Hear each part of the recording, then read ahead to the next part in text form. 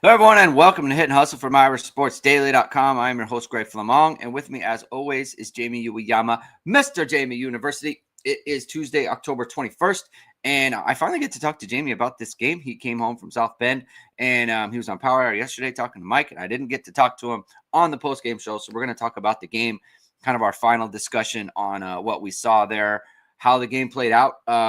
Some of the things that Notre Dame did to defeat Notre Dame and be so successful in the running game, and how they took away USC's run and ultimately went on to win the game. Talk about that. We'll probably get into a discussion about where Notre Dame kind of goes from here. Obviously, there's the injury to Billy Schrauth that we need to discuss as well. So it's going to be a very fun show today. Thank you, everyone, for tuning in. If you like what you hear, please hit the like button. Please hit subscribe. Please hit the notification bell. So it is. We are going live. Links to the podcast in the description below. And as always, the show is brought to you by ESQ Clothing, founded by Notre Dame alum Ge Wang. He is Chicago's go-to for the best custom suits, shirts, and sport coats. As Notre Dame reloads for the season, now's the time to refresh your wardrobe and add the perfect suit, sport coat, tuxedo, or casual jacket for fall. ESQ's master tailors combine next-level craftsmanship with the finest fabrics to deliver a fit that's built just for you. Now with showrooms both downtown Chicago and in Winnetka, book your custom fitting at esqclothing.com and step into confidence with Chicago's finest. Mention ISD at your appointment and receive 10% off your entire purchase. That's esqclothing.com. Okay. Let's start with Notre Dame's run game, Jamie. I think that was that was kind of the story of it in terms of why Notre Dame was able to go on and win the game. I feel like their run game was key to that. We kind of talked about why they've had some struggles in the last few weeks. And I think that a major part of that was, the way teams were defending them, and they were sending players down into the box, safeties down into the box. And it wasn't that Notre Dame's offensive line wasn't blocking very well. It was just that sometimes they got an unblocked blocker or unblocked defender, and they can kind of ruin the play. You're not getting these explosives. UFC chose not to do that. They chose to, at many times, go 6-on-6 in the box and basically say, okay, we notice that Notre Dame is a very explosive passing team, and we're not going to lose that way. And so they didn't, right? So kudos to them. They did not lose through the explosive passing game. But Jeremiah Love, 24 carries, 228 yards. It's 13 carries for Jadarian Price and 87 yards. Notre Dame runs. Those two running backs run for 315 yards by themselves. Were you surprised by that? Were you surprised that USC kind of made that decision? And then we can also get into, I think they also counted on their defensive tackles doing a much better job, and they were very poor. Notre Dame just moving them. And not just – it wasn't that Notre Dame moved them backwards. It's they moved them laterally where they wanted them to go and created these holes that were just enormous, Jamie. Jeremiah Love, 4 missed tackles forced in the game. He runs for 228 yards. Clearly, there's space for him to operate. So kind of talk about what you saw there. I noticed it very early. I know you probably did as well. Just what the choice that USC made and how Notre Dame was able to then exploit that. Yeah, it's funny. Right before the game, I was talking to someone and they told me that USC this year was really, really afraid of Notre Dame's passing game. Basically, they knew that their corners had not played good. Yeah. And that they couldn't leave them on an island with those guys. And obviously they've watched the film. They've seen Notre Dame just carving up teams in the passing game. And I think that was something that was weighed heavily on what they were going to do. And they thought like you said, they thought that they were going to be able to win up front, and they were going to, have that and win enough that those guys would cause enough disruption that they could hold them to, minimal gains or whatever. And that's what everybody wants to do, against a team, is you want to be able to play too high. You don't want to give these shots. And that had a lot to do with CJ Carr's game too. He didn't play well, but also those shots weren't there. The opportunities weren't there in the same, because they were specifically playing against it. But I frankly, you saw they were too high. It was so obvious early on that they were like, I'm shocked that they didn't mix it up more as this game went on. And that was the most shocking thing, because when it was pretty clear that CJ Carr was not, like, he was not on. Hey, when did you identify that? I mean, early, like, obviously, like, I think not the first throw that was dropped by the high pass to Raritan. That was something that was like, okay, like, because he was kind of, it was like it was like probably like his third read, and his feet weren't really set, and he kind of sidearmed it. Yeah. And he didn't really need to rush it. I don't know why that happened, but it just happened or whatever. Yeah. So in hindsight, maybe it should have been that it was there, but I think it was the Raritan, not okay. There was the Raritan miss on the sideline that was just like, he's just hit that all year. But I think it was the sprint out to Pauling, yeah, where it was just so off, and I was like, not even close. Like, he didn't even give him a shot. And I think from that point, I was like, well, maybe it's just jitters and he'll get out of it, but he never really got out of it. He never really did. And even if you look at like some of those, normally those like free access throw to Faison, those weren't as good in this game. He made a really good throw on like a deep out to Pauling I think on the first series of third quarter. Yes. Where I was like, oh, maybe he'll get it back. Yeah. But he never really did. And I do think that there was some of like Mike Denbrock was like, he didn't want it to be that way for him. So he was trying to get it set up for CJ to have success, but he just was not good. Like, he was just not good. And there's weather, there's the moment of the game. There's probably him being in his head of like, I'm blowing it or whatever. Right. Like, he's probably had a lot of that going on, because there were so many times where he should have just relied on they never really need to put the foot off the gas in terms of running the ball, because they never, USC never gave them a reason to stop running. Yeah. The whole game. And I think they should have kept doing that. And if you look at all of the times too, a third down was especially like, he was, not good on third down. But when they were able to move the ball on third down and convert, they ran the ball. Like, they ran the ball. Yeah. There were so many times when it was third and like the Jarian Price, it was with under like 4 minutes left or whatever, when he dove for kind of leaped for the first down there, he hit it on the line. Yeah.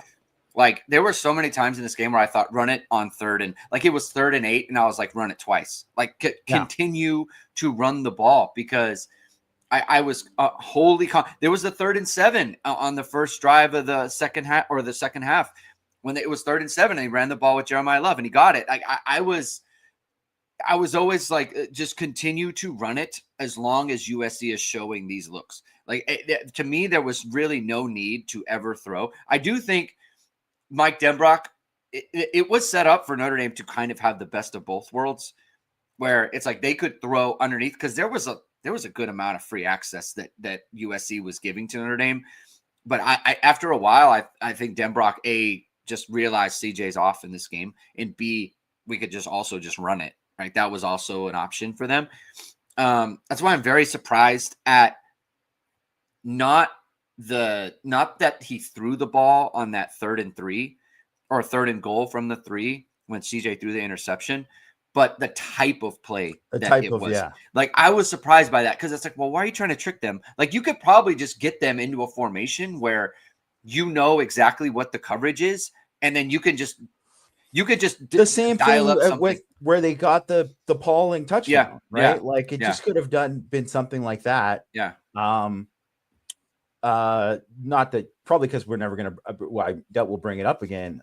Just want to mention what a great route that was by Pauling, because he like took away that DB had leverage. He won leverage with his route. That was a really, really good route. Yeah, really smart way to do it. He attacked the inside shoulder and then broke inside at an angle to where, because he attacked the leverage to begin with, the corner was never going to get there. So to that point, it's a very, very good route by him. But like, I think we saw, back to the running game, I think we saw what can happen when Notre Dame's offensive line is the numbers are even in the box, and what can happen and what it looks like when, that is the case. Because the week before, and I tweeted it out, like, and we talked about this post NC State. I think Mike on Power Hour, he brought me on and was like, what's going on with Notre Dame's running game? NC State's not a good defense. And it's like, well, they did sell out on that. I don't want to say sold out, but they brought extra players in there. And it was the extra player that made that tackle on Notre Dame's backs kind of a lot. Yeah. But the result of that is Notre Dame throws for 342. In this game, it was the opposite. Notre Dame threw for 136. Could have had more, right, if CJ Carr wasn't as off as he was. I mean, 136, I feel like, was kind of the minimum that they were going to throw for in this game. But they ran for 300 and plus yards. So like, go ahead. Yeah, well, just kind of back to your point too about the NC State thing. It's like NC State's not a good defense in a lot of ways, but they were 16th in rushing success rate. Like, they have a lot of wins where you're not going to get what you want to get there, and they do that. And obviously, they leave themselves open up in the secondary, and they got torched there, right? So it's like, it's exactly what the point you were making there was like, you have to choose one thing to kind of take away. And really, you hope that that one thing is going to be, you can win in the other ways around it. That's tough to do. And I think, like, if you look at, like, say, Georgia last year in the Sugar Bowl, we're like, we're not letting them run on us. And they, like, sold out. And because they didn't believe Riley Leonard could beat them through the air. And he really didn't. Like, that wasn't something like, Notre Dame manufactured points, right? Yeah. Like, and then other than that one last drive where they used Leonard a lot as a runner and did a lot of different things, they were running like reverses and whatever. That was like the only time they were churning out yards on the ground that whole game. But now they're at a point where if you give them that look now, Carr is going to hit something big down the field, and it's going to cost you. And now that's just the beauty of the offense. Yeah. I do want to give credit to Jadarian Price in this game, because I think Jeremiah Love at various times was patient. He was reading the blocks correctly. And you do have to make the right cut at times, and you do have to be able to get upfield when it's necessary and things like that. And that was part of his game last year. So we knew Jeremiah Love had that in his back, which is why he's such a good player. Jadarian Price has not always. And there's a number of times, Jamie, where it's like, yeah, the hole is apparent as he runs through it. But for a back who hasn't always had that patience, who hasn't always had that feel for the inside run, he was able to do that. Again, there was a play in this game where it wasn't a huge game, but he gets skinny off of the in between the tackle and the tight end there, and he sneaks on through, and it's a gain of like 6 or 7. But in another year or last year, he might try to bounce it, or he might stop his feet, and it's a loss, or it's a no gain, and you're behind the sticks, and you can't, you got to do something different. I thought he was excellent in this game, and this is kind of what everyone's been talking about with him. But you kind of see why Jeremiah Love is who he is in this game. I mean, just a phenomenal performance, obviously. So I mean, it's an all-timer in the series and just in Notre Dame football, period. I mean, he was just excellent. I do want to kind of shift to, and you made a comment here about, taking Notre Dame took things away, right? USC was not like, what really USC took away was the deep ball over the top.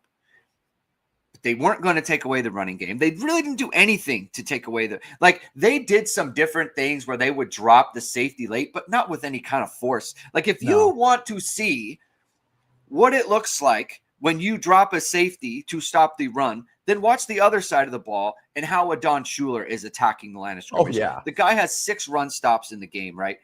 And I do want to talk about this game from a Chris Ash point of view, because not only did he engage a Don Schuler in this game and say, no, you are not running the ball on Notre Dame tonight. That is not going to happen. Not just him, but their linebackers were absolutely keyed in to all of the keys and the little tells on USC's offensive line and their tight ends, because when they red run, they were into the backfield, like beating their blockers. And we haven't seen that all year. We saw it across the board. We saw it from Jaden Osbury on, I think it was the first play of the game. We saw Drake Bowen do it on the first series. We saw Jalen Sneed do it. I mean, he was triggering in a way that we haven't seen all year. Notre Dame was absolutely clued in to, we are not allowing you to run the ball in this game. That is not going to be a factor. And you got to give credit, because I think that is a situation where we talked before the game. This is USC can out scheme you if you let them. Yeah. And Notre Dame was bound to determine not to let them in this game. 100%. They were so on top of everything. You got to give credit to Chris Ash and the entire defensive staff for how well that their plan was. And I really think too, like, you know, not to bring it back to the offense, but yeah, I think you see like the opposite thing of what Notre Dame did to D'Anton Lynn's defense, because they were so confused with what they were getting in terms of what Notre Dame, the tight ends didn't have a big game catching the ball in this game. They were huge in the run game because they did so many different things with them.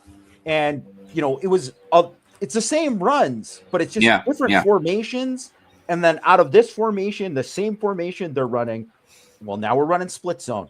No, well, now we're just running duo, but we are pulling that guy to the backside, and he's going to run a wham block. They just did a lot of that kind of stuff. And with USC, you just see, and that is one of the things about, their offense in terms of Lincoln Riley's offense. They run the ball well, but they run simple concepts. Yeah. And it's very the problem with them is that they run those concepts, but they run a lot of RPOs and stuff off of them.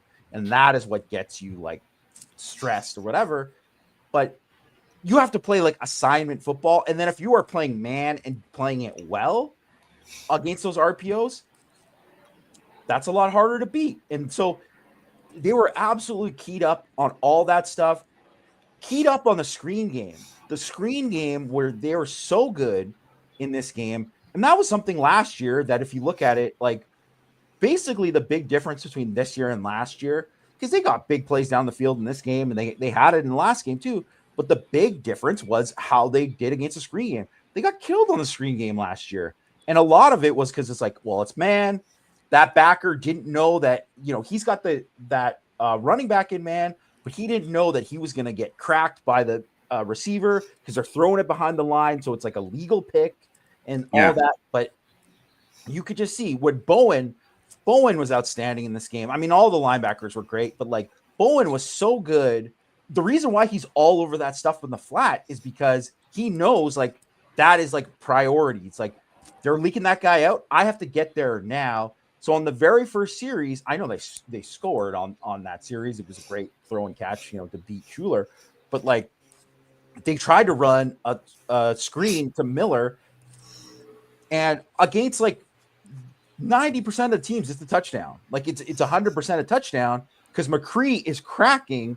They're supposed to be cracking Bowen, but Bowen sees it and is like, he got up the field so fast to cut off to get to Miller that McCree had to not block him, because if he did, it would have been a block in the back.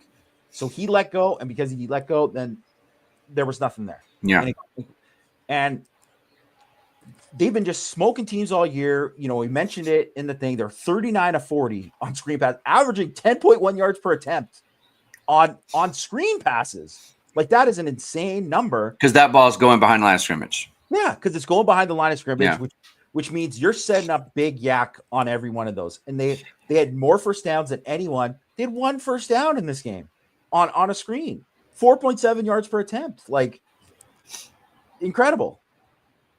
We have to talk about, in terms of taking things away, Chris Ash. I don't think he gets even credit, like enough credit for saying, I'm putting Leonard Moore on Makai Lemon. And I'll tell you this, because the question came up obviously a ton. And it was like, okay, like if you're going to do it in the slot, then you're kind of giving away your coverage, right? So I just looked at it right now. Leonard Moore, 41 slot snaps, 36 corner snaps. It's almost 50-50. I mean, it wasn't that Chris Ash put him on slot and was like, that's what we're doing all the time. He mixed him up. Sometimes he was in the slot against Makai Lemon. Sometimes he was not. But I love that he did it on the first play, because then Lincoln Riley doesn't know, like, what am I getting from Notre Dame on this, right? Yeah. And he did it initially, and it's like, okay, like this is a thing. You have to think about this every play. You have to think about it every play. Is Makai Lemon going to be on Leonard Moore? And I mean, first of all, I don't really know what to say about Leonard Moore at this point. The guy has played every position in the secondary, and he is very good at all of them. I mean, we just haven't seen a Notre Dame corner like him in terms of the versatility that he can play all over. And isn't to say, like, I assume Ben Morrison pre-injury, like I assume if they put him in the slot, he would have been just fine, right? So, you know, I don't want to say he's the only one that could do it, but I'm just amazed at how good he is here. He's sticky. He has great feet, his acceleration, his size. I don't think people understand how big he is. He's a great player, but for Chris Ash to push that button and say, you're not going to run the game or run the ball in this game, and B, Makai Lemon's not beating us in this game also. And look at, what do you give up there? You say Tanook Hines and Jacoby Lane, if Notre Dame loses this game, it's going to be because of you guys. And that's a bet that he made. And I'll tell you what, if I'm Marcus Freeman and Chris Ash says, this is my plan, if we lose, it's going to be because of Lane and Hines. If I'm Marcus Freeman, I'm saying I'll take it. Right. Yeah. And that's exactly what happened. It was a great bet. I thought Chris Ash, from a schematic standpoint, from a plan standpoint, from a game plan standpoint, I thought he was phenomenal in this game. Yeah. I mean, it had such an impact on the game. You know, obviously he is going to be a top 15 pick. Like, I really don't think, like, you know, Jeremiah Smith isn't in this draft. Right. So he's not, he's probably the best receiver in college football. You know, just pure talent. There's no one better than Jeremiah Size, Smith. Speed, all that stuff. Just all that. Yeah. But Makai Lemon is, in terms of production, in terms of just everything that he's done, he has been better than Smith this year. And also, like, he is by far, Notre Dame won't see a better receiver this year than him. Right. They won't. Even out of all the other guys. And like Mario Craver, stud. Like those, you know, Concepcion, stud. Like a lot of those guys aren't as good as Lemon. Like Lemon is he's a different player. And he had like 2 explosives in the game, right? But to limit him to like literally just that, because he had 4 catches on 5 targets. And I think the main thing to look at is the 5 targets, because he had 26 in the previous 2 weeks. Yeah. 26. They basically said, we can't throw to him. Like, we can't throw to him. That's what came to it. On the pick that Gray got, which was obviously, you know, a huge like momentum swing play, the reason that ball is even thrown was the first read was Lemon. He's running a pivot route. Moore basically ran it for him. He was not open. There was nowhere to go. And then all of a sudden the pass rush was getting there. So Maeve had to step up. He was, you know, worried, and then he just threw it, and it was not a good throw, and he got picked. Yeah. But that all happens because of Moore. and the job he did there. So taking him out, and as good as like Lane is obviously a great player, like he's a great player, but you're going to take those chances with him, and he made plays and all that, but it was not. Lemon could have made it a different thing because he would have scored more and all that. And right. I will say that post corner route on the touchdown by Lane was filthy. Sick. Really incredible. Yeah. But I'm gonna let you talk for a second because I get a cough here. But okay. Yeah, I and you're gonna take that, right? So you have to take it from Jacoby Lane. You have to take it from Tanook Hines. Like Tanook Hines had a good game. I thought Jaden Mayavis throwing the ball up in the air, it's being caught. Like that's not even a good play. That was a fluke.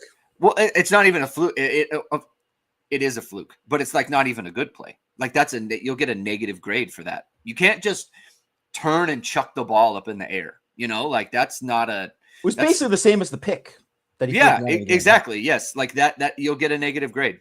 Like you can't do what he did, and maybe it wasn't even on purpose. Maybe he's trying to throw it away, right? Like I don't know. But I mean, so that was the one big play to Tanook Hines. The other one came when Notre Dame didn't cover him at all because they were confused on defense. So aside from that, he had a couple of moments where he caught some third downs. There were some penalties that he drew on Christian Gray as well. Let's have the Christian Gray conversation right now. What's your take there? Just flat out. What is your take on Christian Gray right now? My take on Christian Gray is that he's a pretty good player, but he cannot match up with like top level guys. I think that's because, and that's what you see. You're like, oh, Gray is really like kind of turned it around. It's like the top level guys he can't hang with. He can't, whether it's just speed, whether it's just like a consistency of technique with him, all of it. I just think once you get to players that are like at a certain level, I think that's kind of what he is. And it's nothing to do with him as a competitor. He's a great competitor. Obviously the guy makes plays. He's got 8 pass breakups and 2 picks, in 7 games. He's going to have another, year. He's already at double-digit havoc plays on the year. He's going to have like, 15, 16, whatever havoc plays on the year. He's going to have a ton. So, but teams are going to keep throwing at him because he's a guy that he grabs way too much. Yeah. He's got a lack of awareness when the ball, when he's beat to close it out in a certain way, like that Dallas Golden play. When he broke up the pass to Lane, I think you'd agree with me. That was a big time play. Like 100%. That he has a step on him. He's beat. He knows I have to work through the hands, and this is what I'm doing. Like that is high level stuff. That's exactly what you got to do. He played it right. You don't see Gray do that because Gray is looking for the pick more. Gray's turning his head. It's like, now's not the time to turn your head, dog. Keep running. Like, and that's the thing you don't see. He's not, and it's the big difference between him and Morrison and Moore is Moore and those guys are in phase so much more. So they can turn their head and do that because they are right in phase, but he is out of phase way too often, which is why he has to grab, which is why he has to turn and he is going to pick balls off. He's got good ball skills. He's going to make plays and he's tough and resilient.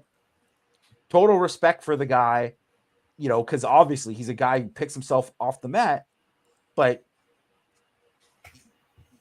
the film is not good of him in this game.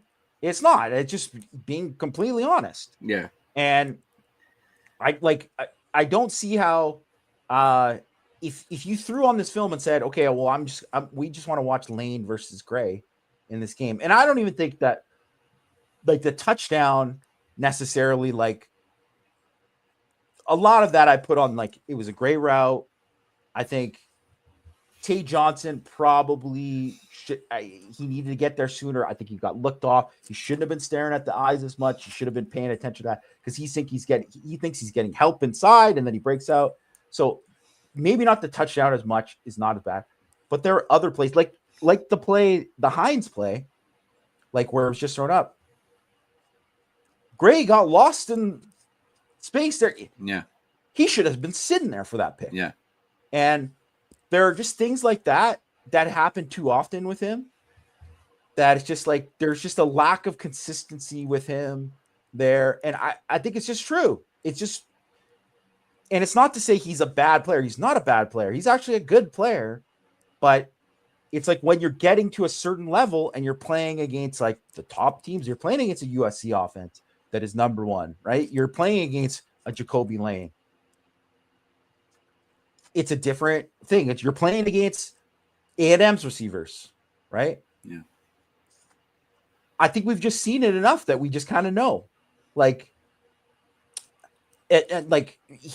now it's at the point where he has to, and I don't really think they're playing anyone left on the schedule that you'd say, wow, this is the kind of guy that you're like, wow, he really proved himself this week. Because at least until they maybe make the playoff or whatever, right? But like the rest of the 5 games, I don't think they're going to face a guy that you would say, oh, this is a guy that he really proved himself by doing this. But we've just kind of seen it enough. Obviously, he's played a lot of football.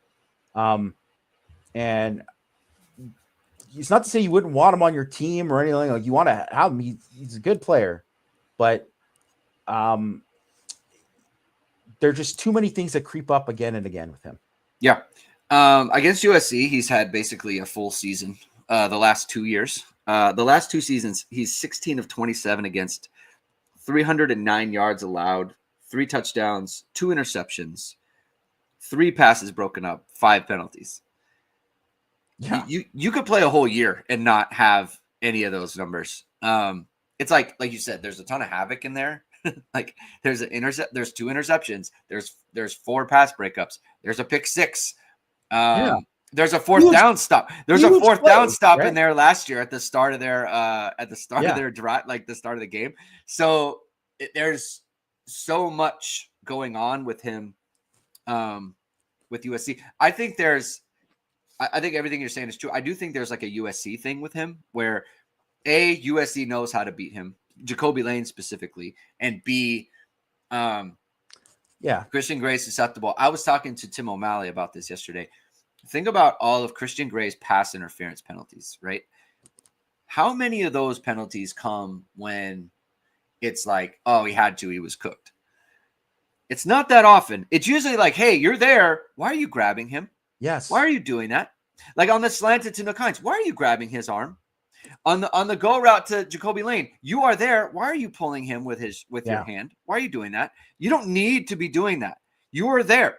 Stop doing that. And Mike Mickens has to be just being driven up the wall for this because, like, this Ben Morrison doesn't do this. Leonard Moore doesn't do this. Like they don't do this, and it's like a Christian Gray thing.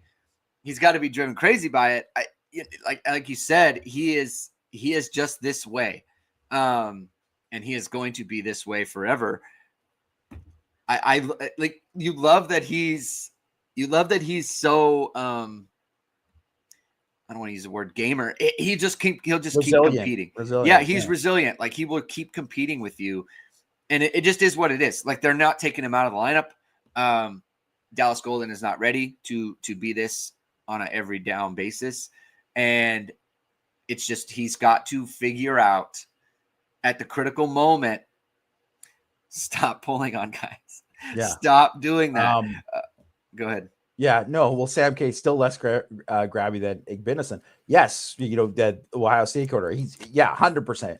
He's way worse. Igbinison is like the worst defender I've ever seen. What I will say though, I think this year it's gotten a lot better, which is hopeful for Christian Gray. Yeah, because Igbinison was just like this. He was this way, and then I think it's gotten a lot better this year. So listen, it can go away. It can be coached out, and you just got to keep with it, and you got to you know he'll compete. Go ahead. I also do think it would really help in this game. Obviously, they weren't going to be able to have that because they didn't feel the confidence to play enough corners to do it. I get it in this game, but it will really help if Devontae Smith can come back and play, and then they can say, Golden or Zachary, we're going to play you a little bit more, like to give those guys just pressure, just a little bit. Yeah, to give Christian Gray like a series, especially now, because like you got to against College. BC. Yeah, like you're playing Boston College. Like you got to be able to, deal with that stuff. So listen, he made plays in this game. He got beat on some plays in this game. I thought Dallas Golden had some kind of similar tough moments. He had a great moment there where he breaks up the pass on Jacoby Lane. It's a great moment. He's solid in coverage for the rest of the game. And so, listen, that's the bet that Chris Ash makes. We're taking away Mekhi Lemon, and we are we're not going to let you run the ball. And good luck with the rest of it. Good luck with trying to win the game, throwing it to Nick Hines and Jacoby Lane over and over again. He made that bet that they could not, and the bet was correct. I think that on a different day, Notre Dame wins this game by 17 points. Just literally, you missed a field goal, you missed an extra point. You give up points. You give up points by throwing the ball interception. Yeah. I think that Notre Dame. To be fair, USC had a 4th down stop that was in the red zone there, which was very strange in the sense that Lincoln Riley then later kicked a field goal in that same situation. That was weird. That I thought that was weird. I got to give you your credit. You have Lincoln Riley down to a T. He will always do the stupid thing. And I got to tell you, Jamie, that reverse pass to Mekhi Lemon, when it happened, I was watching it very similar to when I was watching CJ Carr when he's running around and throwing it to the other team. It's one of those things like, Lincoln Riley is this way, but it's like, what are they doing? How can he do this? And you look back and on the TV copy, I don't know if you saw it from the stadium. You've probably seen it now because you watched the game back. On the TV copy, there's one wide receiver available for him to throw to. Yes. And he didn't even really run it. He didn't even run a route. Oh, it's amazing. So I've wondered this because it was supposed to be Lane, obviously. And yes. I think that he thought that Gray was going to come up and try to, for sure. And then he was going to do the release thing, right? But then he just didn't do anything. So I don't even know why Lemon was even thinking about throwing it. Maybe he was thinking about throwing it away. I don't know. But either way, it was just one of those things too that on a perfect condition day, I totally get that call. Maybe not in that trying something, right? Because they just had the 42-yard gain, right? Here's the other part. To him. I think I want to tell you this. He's tired. He's tired. I am always like leery about like, oh, this guy just had a long run. Don't give him the ball in the next play. He's tired. He's not going to be as explosive as he was just a second ago. He just sprinted 80 yards or whatever. Like Mekhi Lemon running the route, catching the ball, running, and then getting tackled, and then getting up, and then they come back. Now we're going to run a reverse pass to you. That in itself is just not a good idea. So, please continue. I mean, I had it circled that they were going to run a double pass with him since last year. He threw a touchdown versus UCLA. So Stephen Cholkowski gets, why have your best receiver throw the ball? It's like, because everyone will think that they're giving him the ball because he's going to run it. Because if you look at like part of the reason too, why there was not as much pressure on the Lane touchdown was because KVA like jammed him and didn't give a rush because he was like wanted to make sure that he really jammed Lemon, but he was the decoy on that play, right? So there, and in that way he's supposed to be a decoy there. But I can't even tell you how hard it was raining. Like at that moment, it was just not a smart thing to call that. And then also too, Schuler, I thought really, because he gave a really good answer when asked about it, because he was like, I know that they like to do that at that area of the field. Watch a lot of film. I was like, this is a slow developing play. They don't do slow developing stuff. Everything's quick.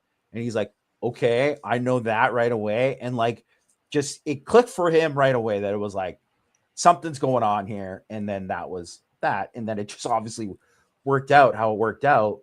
But what a backbreaker of a dumb call that was. And I think even too, Greg, we had talked about it, and you would specifically say, like, that when he gets out of the rhythm of the game of like things aren't going good for Riley, when things are going good, no one is better. He's just like this button, that button. Oh yeah, whatever. It's like, Lex Luthor in the Superman where he's like G7 or whatever. And he's like, boom, boom, boom. Like everything is all happening. But when it's not, it's like it's a little bit Jeff Brom, same way. When things are going click, click, click. When it's not, it's like, well, I guess I'm going to run another play action shot. It's like, buddy, we know that's in your game plan. We just know it. Yeah. And if it's not working, it's not working. You have to find out some other alternative. And I think that is one thing that he honestly struggles with, which is why too, like there were different ways that they could have tried to run the ball, or different concepts they could have maybe done passing wise just to give them more of a shot. And they just didn't really do it. And, I mean, credit, it happened because of how well the defense played and how good the plan was. Yeah. I think that like USC fans they always talk about how when on the road in these big games or whatever it might be, it's like, they're winning or it's close or whatever, and they lose in the end. It's because of this. Riley is always trying to do the thing that's like make the great call and do the special thing that gets you clipped up on Twitter by like guys like Coach Dan Casey or whatever, right? And like he wants to be that guy, and he can't get out of it. It's like I feel like his team plays like the outcome is almost secondary. It's like the point is to have a great scheme, not to win. And I feel like that's kind of how he coaches. And I feel like that's why they keep failing, because you're playing teams that are like all about just winning the game and doing every little advantage to try to win the game. Whereas I feel like Lincoln Riley is thinking right now about how to gain an advantage so that their yards per play are just excellent. Yeah. It's like they have great metrics, not great at winning. And like that, the only thing that matters is winning games. And he's bad at that. And he needs to he needs to identify that weakness and attack it, because he hasn't done so far. If you have a weakness in your pickleball game, what you should do is you should go to a Will Howells clinic, who is a top 10 pickleball pro. If you're in the South Bend area, if you're in the Mishawaka area, you have a weakness in your pickleball game, then you can do that. You can do it with H2 Pickleball. Of course, H2 Pickleball is founded by Notre Dame alum Todd Hill. He's teaming with fellow alums Jack Gibbs and Will Howells, who's a top 10 pickleball pro, to bring Notre Dame fans to Notre Dame Pickleball Crew League. Besides football, what better way to connect and engage Notre Dame fans than through pickleball? You guys can get together, talk about Notre Dame USC, talk about all those other things while getting better at pickleball. Membership is free. We love free things, and members will have access to special pickleball events and discounts. The next event will be a Will Howells Pickleball Clinic on the Friday before the Syracuse game. Members can also get discounted tickets to the game. Contact Todd at h2pickleball.com or call him at 574-339-5195 to join the league Be sure to visit the H2 Pickleball facility in Mishawaka when you are in town. H2 Pickleball is located at 55801 Evergreen Plaza Drive in Mishawaka, Indiana. I want to talk. I want to talk about Notre Dame's kicking game real quick. Sometimes, like I, it's like kickers, right? Like make or miss kind of thing. You know, it's like, hey, man, they're trying their best or whatever. Sometimes you just miss a field goal. You know, I don't like to get on kickers like that. Okay, for that reason, because it's like I can't do it. So hey, it's hard to kick field goals sometimes. That was unacceptable. The missed field goal is one thing. You miss an extra point. Unacceptable. You miss an extra point when it was like perfect snap, perfect hold. Just what? Just kick an extra point, man. Like, it's unacceptable to me. I thought the way that the field goal looked was just unacceptable. And then the other guy kicking the ball out of bounds twice. Yeah. When USC is giving up, they are not returning any kicks. They're fair catching like right away. They fair caught at the 3-yard line. Wind was not a factor in that way either, because I looked after and I mentioned to Matt, you know, we're in the press box, and I mentioned to him, I was like, was that wind that got that? And he's like, well, look at the poles. And I was like, it's like nothing. Yeah. It was not a factor. It's unacceptable, Jamie. They're giving you're giving USC 10 yards, a first down right off the top. They haven't done anything. They get one first down. After that, they're at midfield. Right. Yeah. Exactly. And that happened on the one play, on the one drive. They literally had USC had like 9 yards of offense, and they went from the 35 with penalties all the way down the field and kicked a field goal. Yeah. They got points on Notre Dame penalties, one of which was kicking the ball out of bounds. Stop kicking the ball out of bounds. It's drives me insane. Like, everyone's working hard, everyone's busting their butt to find every little advantage, and you're just kicking the ball. You can't kick. The field is 53 yards wide. Keep it in between the lines. I know you're trying to angle it. I got it. It's fine. Ridiculous. Okay? It's awful. Go, please. I mean, I don't want to say like the weather, I'm sure had an impact on what was going on with Burnett and also the thing, but what was going on in the kickoffs. But USC's kicker handled it pretty good. Yes. He's a good kicker. He's a very good kicker, but so you can't really point to it as an excuse, when there's that. That is obviously like, it's a big deal. And so I don't know, whatever. You get the bye week. We'll see. Maybe he's still kind of feeling it, whatever. And he had made every one of his kicks. Yes. Before that. So people shouldn't give up because whatever. And it didn't cost them. But you just take off. They didn't attempt the one kick. You missed the one kick that was very makeable. You missed the extra point. That's 7 points right there. That's another 7 points. The game was a blowout there, and it's just like it already changed. That changes also how you don't have that. You don't need to get that big 4th down stop. Right. Later, exactly. Right. You don't have to. And they did. Yes. The defense earned it. But really, too, if you think about it, like the offense earned more, and you got to come through for them. It's very much, you got one job, and that's really kind of what it is. But I do want to point out, because, no one's talking about it because there's so much other stuff that goes on in the game. James Rendell, a baller of a game. Unbelievable. He is unbelievable. Does he have a touchback yet? I don't think he does. I don't think he has one touchback in his career in the 2 games. He has one. But it was the one that Remember? Oh, that's right. They saved it. That's right. Yes, it was the ball had barely crossed the or line. whatever based on the line, but it was like no, but like gave he him got a shot. unlucky with the bounce. He got unlucky with the bounce. Yeah. So that is his only one. He's 47.9 yards per attempt this year. That's what he has on the year, which is 45.8, which you're like, hey, that's good.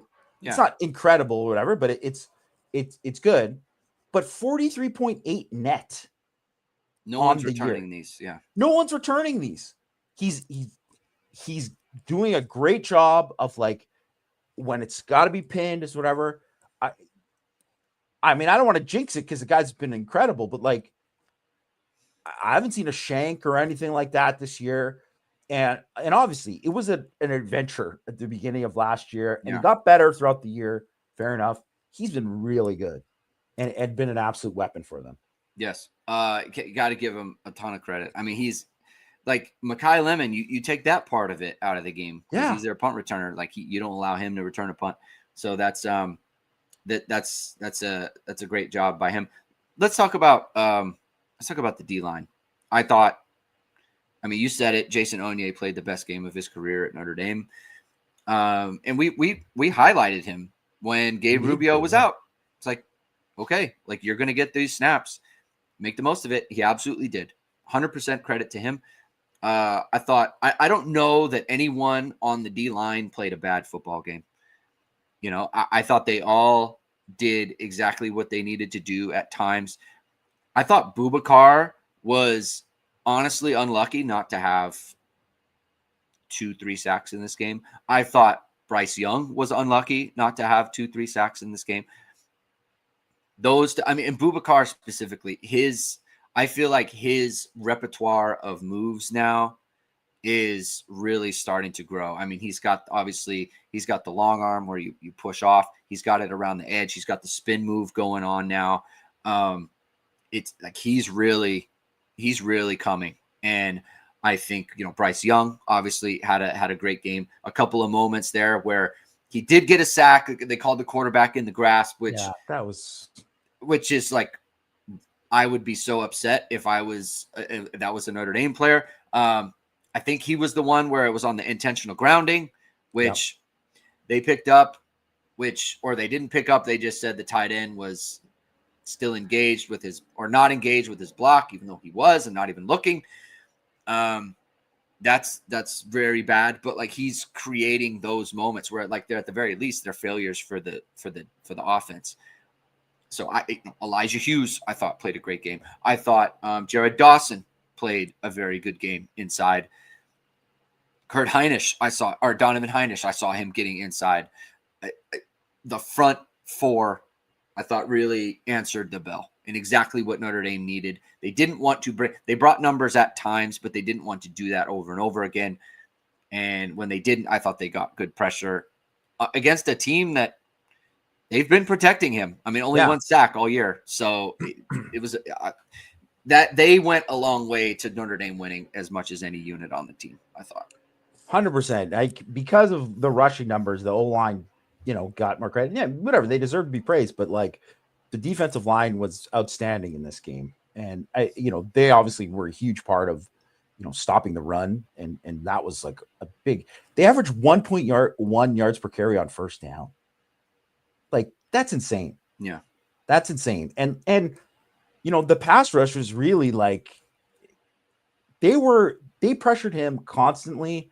And I'll give a ton of credit to Uyeyama for like avoiding a lot of those sacks because he is a heck of an athlete. Yeah. And his really like he was you didn't see games like this where he's like running for his life like that. And he threw the ball away so many times because of the combination, obviously, of the coverage and whatever. But it doesn't work if you don't, because if those guys have to cover for longer, they're eventually going to get beat. And I really think it's like they're kind of hitting their stride there. And, and I said it before, USC doesn't have a good offensive line, and they're down 2 starters. So that is a thing. But, Notre Dame is down starters, and they protect CJ Carr a heck of a lot better than And that was the one thing people thought USC's defensive line are like, oh yeah, no, they got some dudes now, whatever. They didn't really make a big impact in the game. Notre Dame's defensive line far outplayed USC's defensive line. It's not even close. Yeah. CJ Carr's got some this is gonna sound weird to people maybe, but he's got some like Kobe Bryant to him, where if it's not going well for him, he starts to be like, it's almost like I'm going to shoot my way out of this kind of thing. And it's like, dude, you're 2 of 12. Yeah. You know? Like it's not there. And I think CJ on these plays, I think that he just refuses to, and like, I think it shows Notre Dame hasn't really had a quarterback like this. Yeah. Where they have more trust in themselves than anything else. It doesn't matter what the situation. I am going to scramble around and I'm going to make a play and we're going to score a touchdown. I am not throwing this ball away. To me, that's the only reason why that's happened. It's happened multiple times where he's like, dude, you got to just give up. Like you're not, it's not working. You got to just give up, and he won't do it. And he's like that. And it's just like one of those things he's got to mature, and he's got to get more reps and understand like, okay, it's okay to throw it away and we'll kick a field goal and it's fine. Right. But it's like one of those things you just got to live with it. You know, you coach it out of them, but as fans, you just got to say like, okay, like that's CJ Carr, man. And he's gonna press, and he's gonna like that's my thing is, you know, to the extent that USC tried to take away their passing game or whatever it is, I think that they were greatly aided by the fact that CJ Carr was in his own head and was pressing and missed some very big opportunities. Yeah. And I think that Fields almost catch, which was a great catch, obviously. And it was a big time throw. Like it was a big time throw, but he should have never thrown it. Right. Pauling was wide open underneath, and it was a first down. Yeah. And they just did. It was like you didn't need the home run, the double. You could have ran, you know, or you didn't need to stretch it to 3 to get the triple. Stand up double was just fine, you know, like, and I think, you know, that Kobe Bryant analogy is a good one. I think that is actually like really spot on. Well, as someone who grew up, I followed his entire career, right? So that sort of thing resonates with me. And it's something I said, I don't know if it was on the post-game show after Mike had left or if it was on the morning after show, but like he's played all these games now in a row. You know, people like to say, well, they're professionals now, right? Because they get paid lots of money. And he specifically gets paid lots of money. Just because he gets paid lots of money doesn't mean he's not 20 years old or 19 years old or whatever he is. Or he's 20. Like, like he's still 20 and it's still his 7th game. And you can't say, well, he's a professional because he's played as many games as he's played and he is the age that he is. And that's just what you deal with, right? And this is what, like, this is kind of not like Chad Powers, Diego Pavia over there. Exactly. Your best buddy, Diego Pavia. Oh, God, that's good. But, like, this is what you get. And I'll bet you this is exactly what Notre Dame saw in camp. And you can actually see why this is someone who cannot stretch in camp. He's got to move around and throw. You could totally see it. He sits on the sideline. He's demonstrative. He's doing this. Like he's so amped and he wants to get back out there. You can just tell. And like that is something, obviously he's got to work through it, right? Because I think it helps him. And I think it hurt him on Saturday. He's got to take the bye, relax a little bit, regroup, and then move on with the season. Yeah. And not that whatever, I know because we got to wrap it up or whatever, but like just I saw Baker Mayfield who's having a great season. He had a Yes. stinky game yesterday, but he's having a great season. And they were talking about like, kind of like how he